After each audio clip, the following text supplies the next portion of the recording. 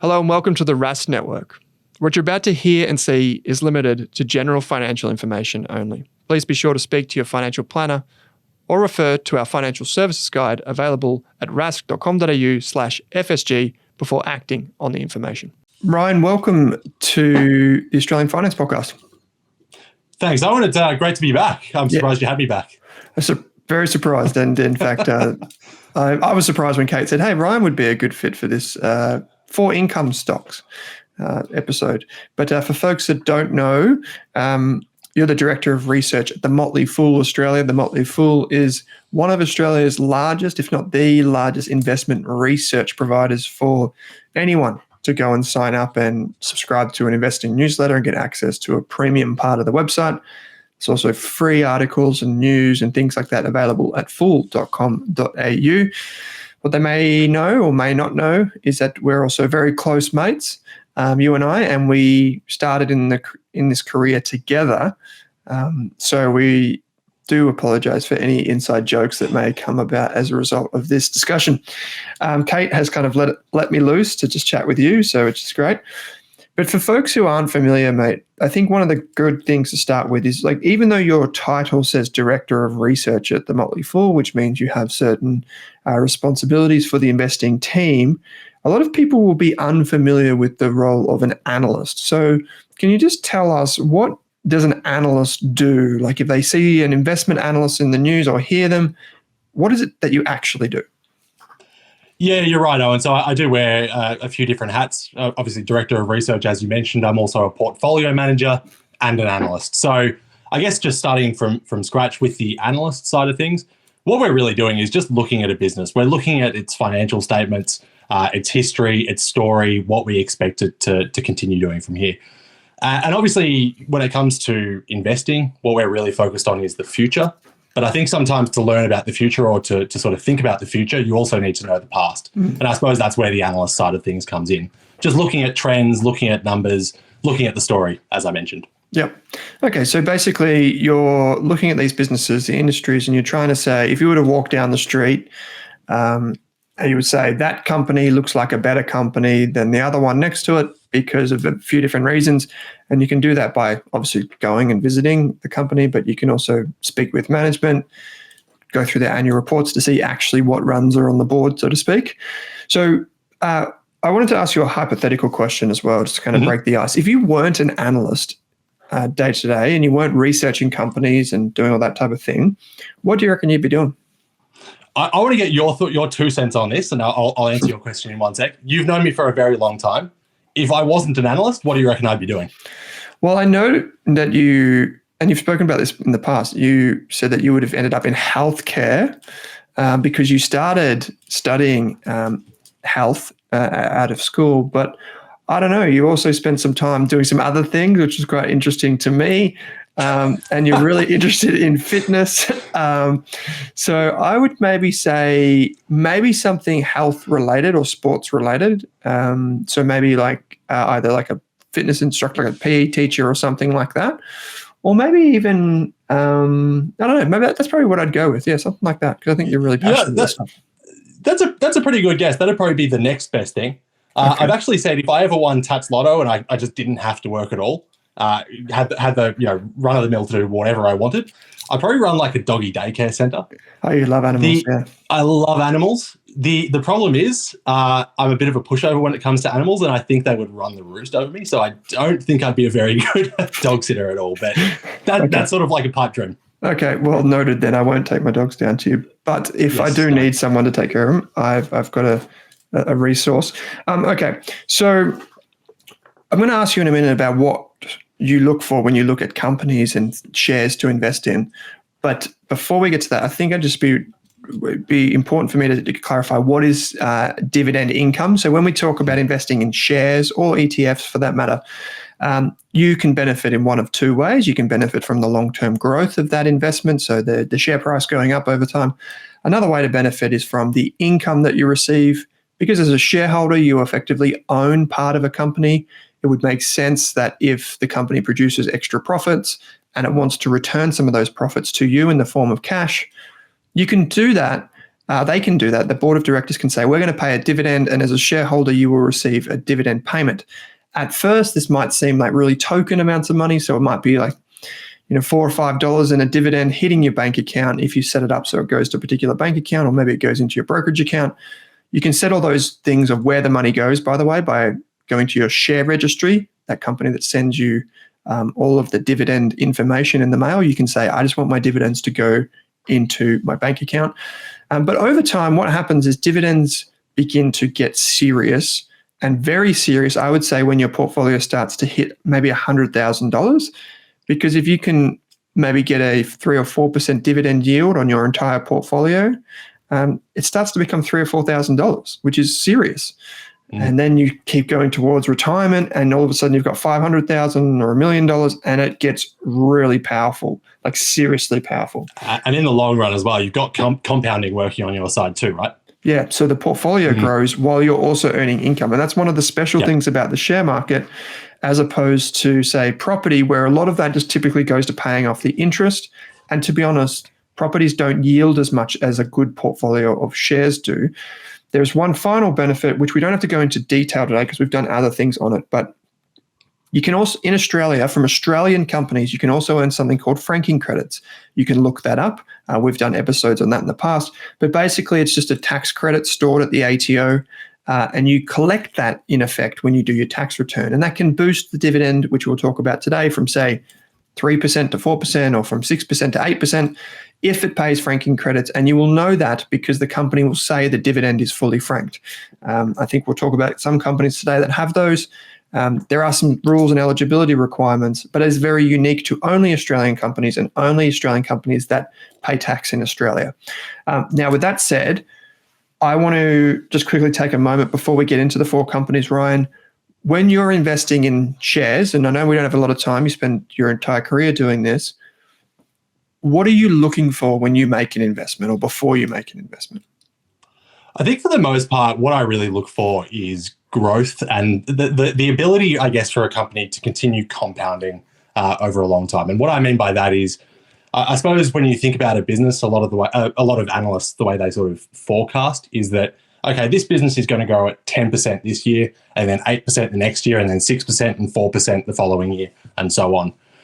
And I think that's a pretty reasonable way to look at it, but there are opportunities on the market that I think have that ability to sustain higher growth rates for much longer. You look at a company like Amazon, and its compounding rate, it has just grown over the decades at something like 20% per annum.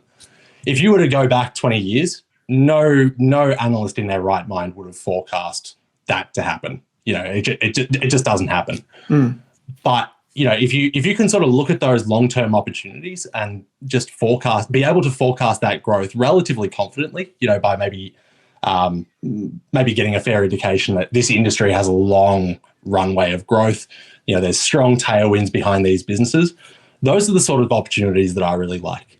I think on top of that, though, what you really need to look for is a strong balance sheet, cash flow potential as well, aligned management, those sort of factors too. Yeah, cool. I like that. And like Amazon as an example, because everyone knows Amazon, but when Amazon was small, no one knew it would grow into the behemoth that it did. But it did require all those things you said: good management, a strong balance sheet, growth and cash flow. But it also required a really interesting industry, which was the internet. It basically rode this huge wave of the internet coming through, and that helped it grow at exponential rates for a very long period of time. And by the way, when we mean exponential, what we mean is, we don't mean like 1 year it goes from 10% to 1,000% in growth. We mean if it can just grow at 10% every year, or in this case 20% every year, 20% of 5 years times sales is a lot more than 20% of today's sales. And that's one of the key benefits of finding these growth companies. Okay, but today we're focusing on income. And one of the things in the share market is you can have both. You can have growth and income, which is what makes it unique.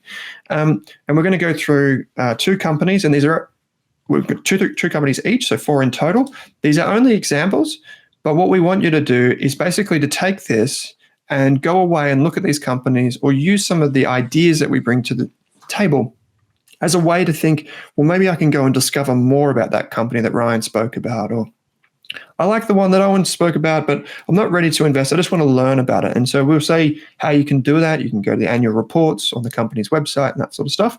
But Ryan, maybe we'll go, I go, you go. So maybe I'll just go first with a very basic one, which is a company that people would think that's very unusual. So the company that I'm going to talk about is Cochlear. Now, some people will know that many people throughout the world have hearing difficulties. So they struggle to hear this podcast, so we do subtitles or we do captions. They struggle to communicate effectively with people who don't understand sign language or things like this in the real world. And so what people can do is they can go to Cochlear or to an audiologist, and they can get a referral to have a cochlear implant installed. Now, this is an actual implant, and it involves a medical procedure. And what happens is, at the end of the day, the product that gets basically installed, I don't want to be crude about it, but it gets installed in your head, is a cochlear implant. This is a device that relies, on an electrical circuit. It takes, really, really poor hearing and turns it into something that is understandable for most people. And the surgery and the process can take months, and typically does take months before you're back to fighting fit and you've got your balance and these types of things. Now, these are expensive devices. We're talking $20,000 or so. And what happens is they require surgeons to be trained in the way that Cochlear requires to be installed effectively. The business itself started in the 1980s, and it's the world leader today. It has thousands of team members right around the world, and it makes its money in three ways. One, by selling the actual product, the implant.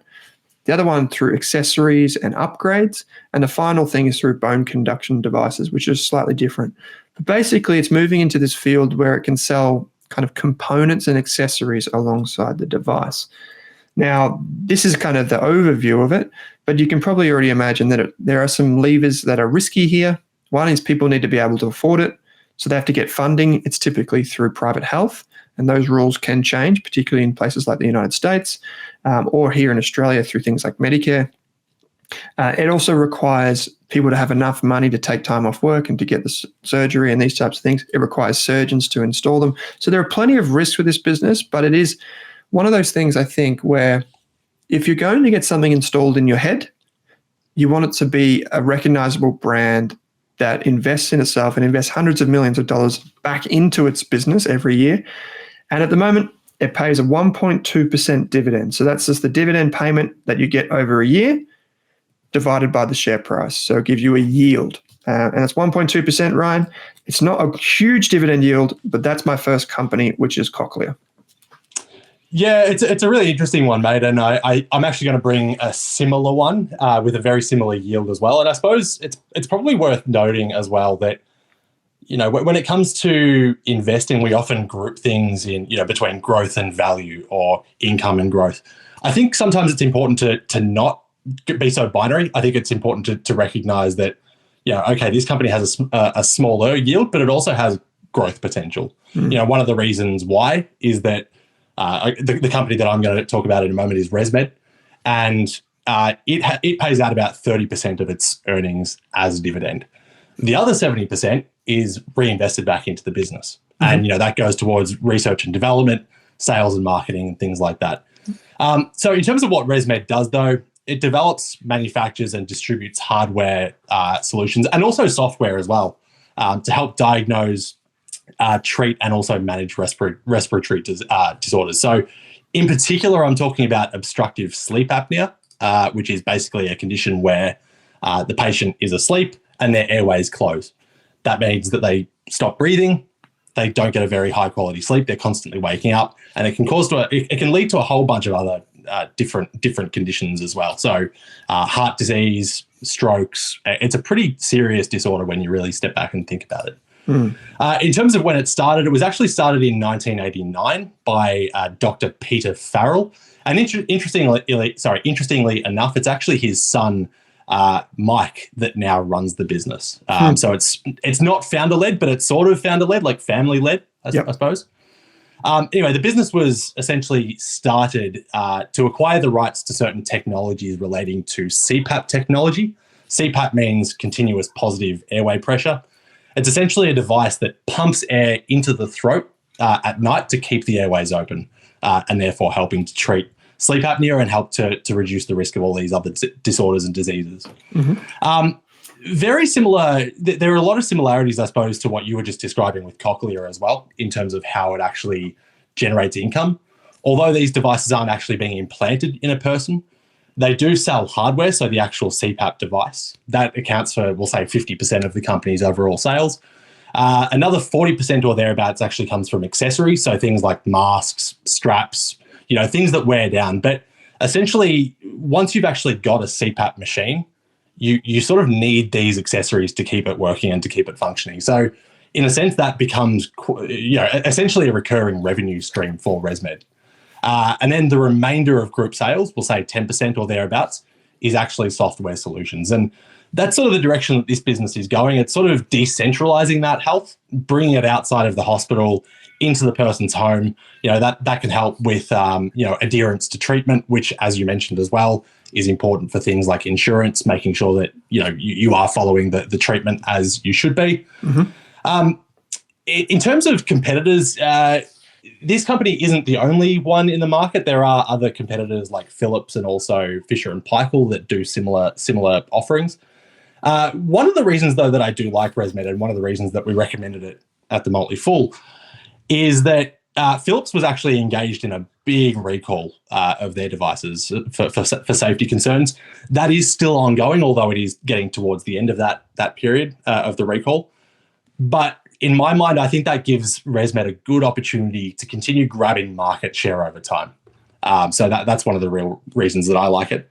I will mention one risk here as well, because I think another competitor is essentially not a company that's necessarily bringing out rival devices. It's actually alternate treatments. Now, unless you've been living under a rock, you would have heard of Ozempic, which is a form of semaglutide. And essentially, that's a weight loss management drug. It wasn't actually intended as a weight loss management drug. It was actually first intended for diabetes treatment, but has turned into weight loss. Now, there are associations between obesity and being overweight and obstructive sleep apnea. So there's the risk, of course, that as people, as obesity rates decrease, that more people could be on, could rely on CPAP machines less, which is a risk for ResMed. I personally think that risk is overblown, and I know you sort of feel the same way there, but it is a risk to consider. The last thing I'll mention there as well is obviously the dividend. We're talking about income stock, so it would be redundant to not talk about the dividend. It's a similar yield to what you mentioned with Cochlear. I think it's about 1.2 or 1.3%. Over the last year, they've paid out $1.92 per share in US dollars, because this is actually a US-based company. They've also got ASX-listed shares, which trade as CDIs, chest depository instruments, basically. And that equates to about 1.3% dividend. Cool. I like it. So my understanding, and you told me about this, is so we've got Cochlear that does implantable devices in your head for hearing, and ResMed is like the masks and the humidifiers and the things that pump air into while you sleep and help you get sleep. So you've identified one of the potential risks is Ozempic, because a lot of people that have issues with breathing are overweight. And so if it's not necessarily a competitor, it's more so that it could change the demand for the product in the future. Like you might not need as many masks or humidifiers if you've already lost the weight and you don't suffer as badly from sleep apnea. What was interesting about this is when I was doing some reading on ResMed recently and Ozempic, was this idea that they could actually coexist. You might have, absolutely they could, yeah. Yeah, you might have people using Ozempic for weight management, but still having sleep apnea longer term. So it may actually be beneficial in bringing more people into the hospital to get treatment or to get referrals for different services and products. But it's definitely something to watch, as you said. And correct me if I'm wrong, Ryan, but Philips, one of the competitors in this space, the problem that they had was the masks were kind of leaving some type of residue. Is that correct? It wasn't the masks itself. I believe it was actually the machines, and there was like a foam in those machines. And when it was operating, that foam would actually break down, come through the tubes basically, and the patient would essentially breathe that in. The FDA, they're basically over in the States, the regulators, they are still conducting tests. It's probably not looking like it was as dangerous as what it could have been, but my take is, when you're using technology to help you breathe better and, using it for medical treatment, you want to make sure that you're being looked after. And, when you've had a recall process, it's basically been going on for two or 3 years now. It's a bit of a knock on your reputation, right? If I was a sleep apnea patient and I needed to get a new device, knowing what I know about Philips and their devices and their struggles over the past couple of years, I would certainly be inclined to say, no, I'm just going to go for the best. I know ResMed has good quality products that they haven't had, these issues with. I'm going to get one of those. It's kind of one of those things, and they're both healthcare companies, these two companies we talk about. It's like one of those things where you don't want to be cheap. Now, there are certain things like where you could maybe substitute your bread every day, or maybe you go and buy the cheap hammer from Bunnings Warehouse instead of the more expensive one. But when it comes to your health, it's really important to get the right treatment, obviously. And that's why the healthcare companies tend to be defensive businesses, because they tend to be things that people don't want to cheap out on. But also it tends to mean that they tend to grow slower 1 year to the next versus, say, in Amazon, which you spoke about before. But over the long term, if they just steadily grow, that's where you get that compounding you talked about. Okay, so I'm going to switch gears completely and go to a company called Macquarie. This is Macquarie Group in Australia. It trades under the symbol MQG, Macquarie Group. When I was talking to my Uber driver about this company the other day, he said he was a data scientist and he wanted to get work. I said, well, Macquarie is a really interesting business. Now, he thought I was talking about Macquarie University, which is fair enough. It's a massive university, but this is actually bigger than the university. This is the bank, Macquarie Group. So Macquarie, some of you will know from signs or advertising, its logo looks like a silver donut, like a circle, and it operates right around Australia, but it also operates around the world. Now, when I say it's a bank with a little bit of difference. Macquarie actually doesn't just specialize in home loans and savings accounts like most people would be familiar. And if those are what you're familiar with, you'd probably know that a bank makes money by charging you interest. It doesn't keep all of that interest. Obviously, it needs to get that money that it lends you from somewhere, so it has to pay interest back to the depositors. But it basically just makes a very small profit margin on the lending that it does, and its savings accounts might have fees or those types of things. Now, in Australia, Macquarie is one of the fastest growing in this side of the business. We call it retail banking, which is like where people just walk up, just like a retail store, and they can open a bank account.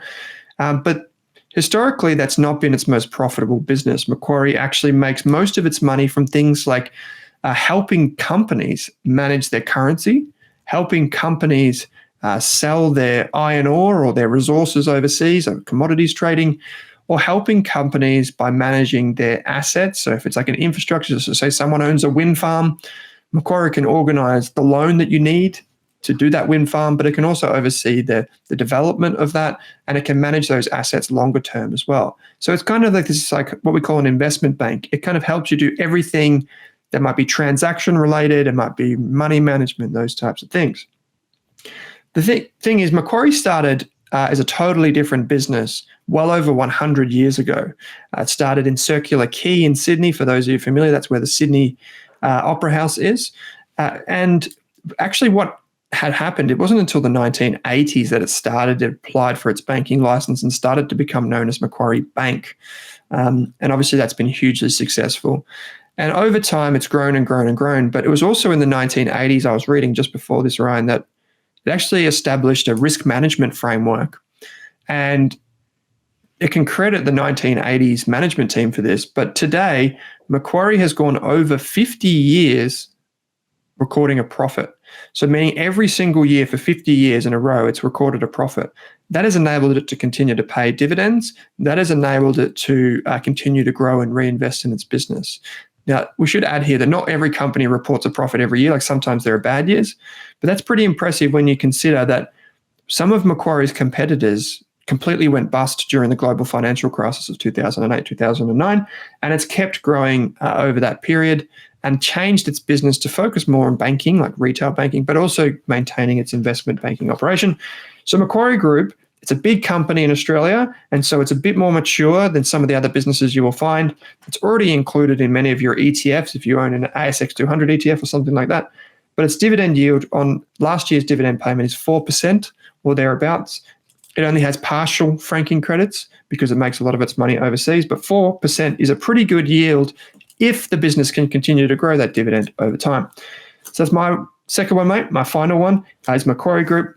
What have you got for us? What do they call it? The Millionaires Factory, don't they? Yes, I didn't touch on that. Yes. So one of its key competitive strengths is that it effectively pays really good salaries. And for those of you that don't know, investment bankers can make hundreds of thousands of dollars a year in bonuses. And so what that means is that it attracts the best software engineers, it attracts the best accountants, the best bankers, the best marketing people. And so they call it a millionaire factory because the employees can get rich because they're super highly talented.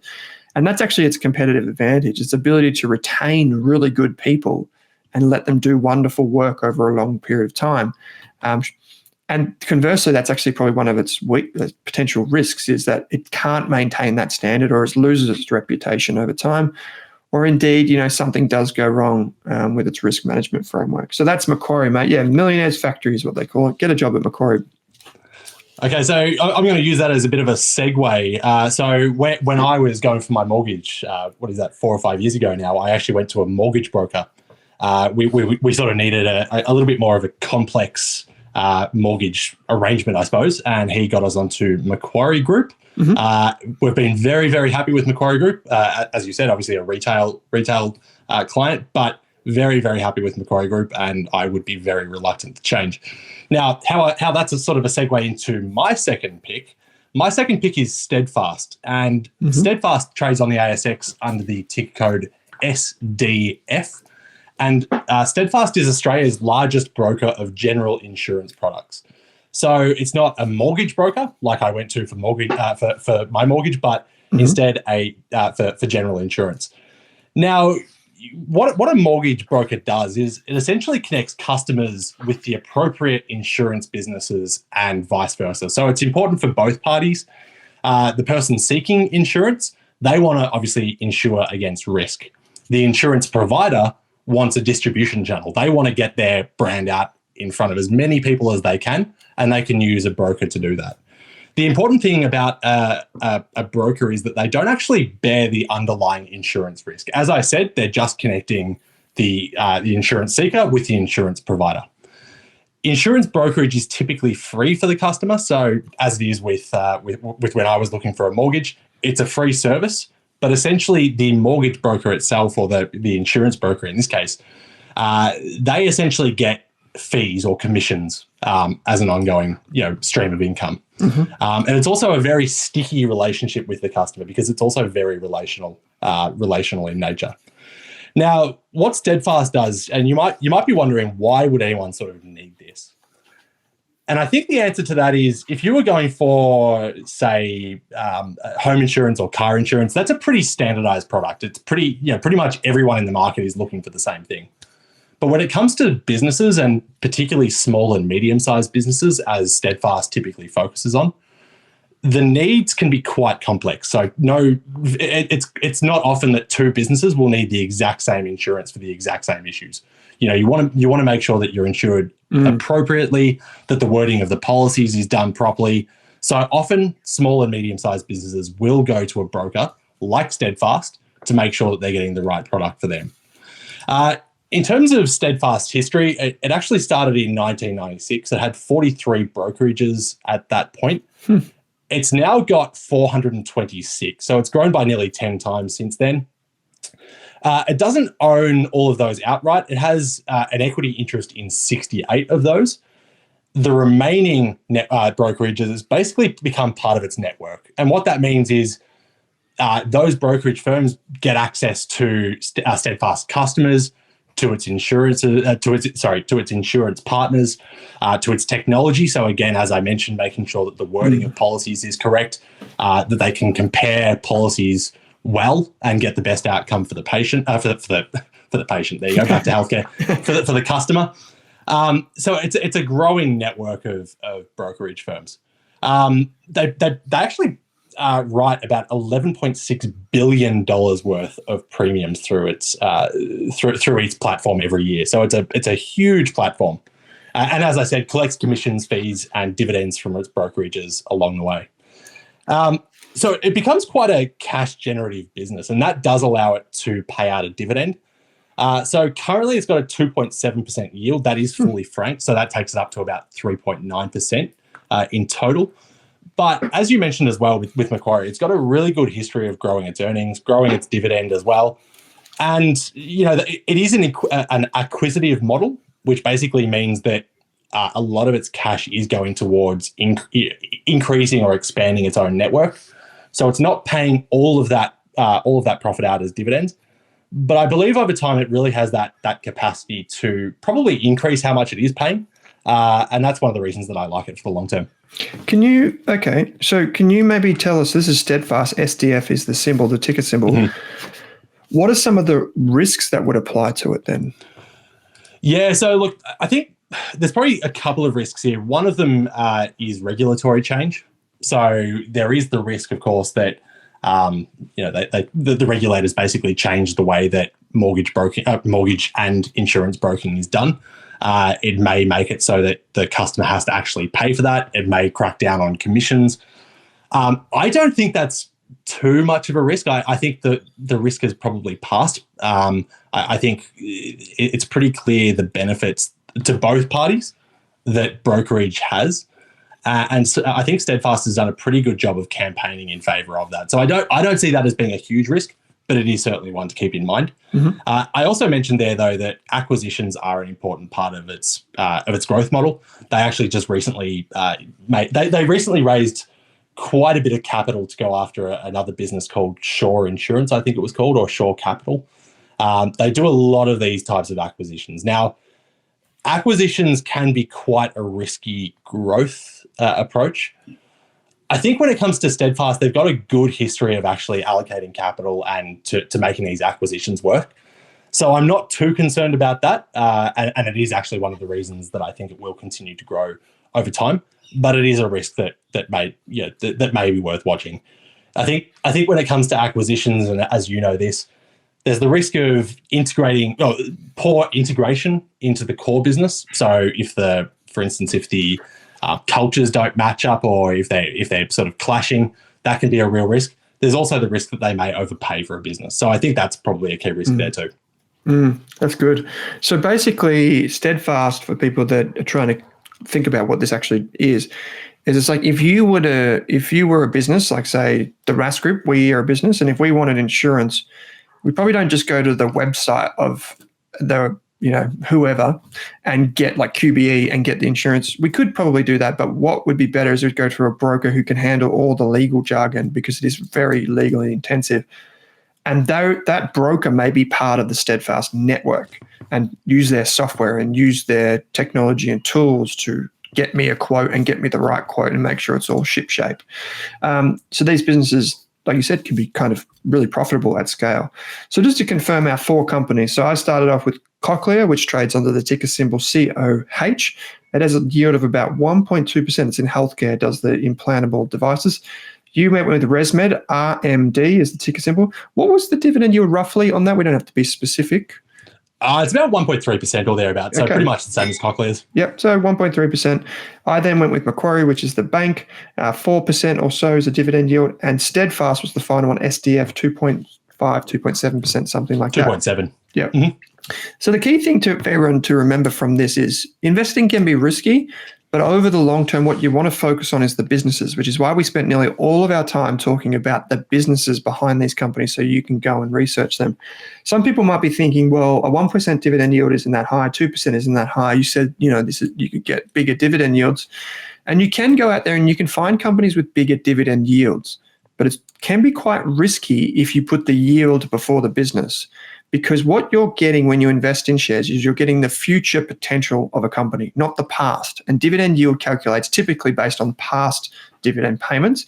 And this is the key insight a lot of people miss, is if you find a company that sure may pay a small dividend today, but you own it, in 10 years' time, the dividend yield based on your investment 10 years ago, i.e. today, is actually incredibly compelling. And that's the thing that's important, is you buy today and the dividend yield may be 1% of your current purchase price. But in 5 or 10 years, you're getting annual dividends that have grown because the company has grown that far exceed the dividend payment today. And that's one of the key insights to long-term investing in the share market, is that you lock in your price today, but you get the future growth. So put the company before the dividend yield and before all those trading strategies and all that. Find the great businesses of tomorrow today. People can find out. Sorry, Ryan, you were going to say something? I was going to say, I've heard of instances where people have invested in a business maybe 10, 15 years ago, and the dividends that they're now receiving are actually more than the initial investment amount that they paid. So that really goes to your point. It's a phenomenal effort to find those businesses, but it is possible. Yeah. And so those are the things. And it doesn't really matter how you invest, if it's ETFs or individual shares in this instance, you get that long-term compounding effect. So if you only get your $4 dividend today and you're like, oh, these guys came on the podcast and talked about dividends. Yeah, but in 5 years or 10 years, if you keep contributing, you keep buying these types of businesses and whatever, that's where it becomes truly life-changing. And that's the passive income that people talk about. So stick with it. Keep funding your account. Keep putting money in and finding these types of things. I've heard of people, Ryan, and you've heard of them too, who find these companies and in 10 or 20 years, they retire because they've got enough of this. And talk to your grandparents or your parents about Commonwealth Bank or CSL or BHP or all these types of businesses. And it's a wonderful thing. So, Ryan, people can find out more about you at fool.com.au. It's very easy to remember. I love that. They can also get a free newsletter. They can also see the free articles on the Fool website. But you're also working on some of the premium services. These like the memberships that people have to buy. What are the names of the services that you work on in particular? So I work on Multi-Fool Pro. That's no longer open to new members. However, we have recently opened a new service that I also run called North Star. Currently closed to new members, but I believe it will reopen maybe in January or February to new members. So really excited about that. And cool. Would love to have anyone along. Yeah, cool. So that's at fool.com.au, North Star. You heard it here first, folks. We'll keep going with our summer series, and there'll be more to come. But I'm really glad that we got to do this, mate. So thanks heaps for taking the time to join me. Thank you very much, Owen.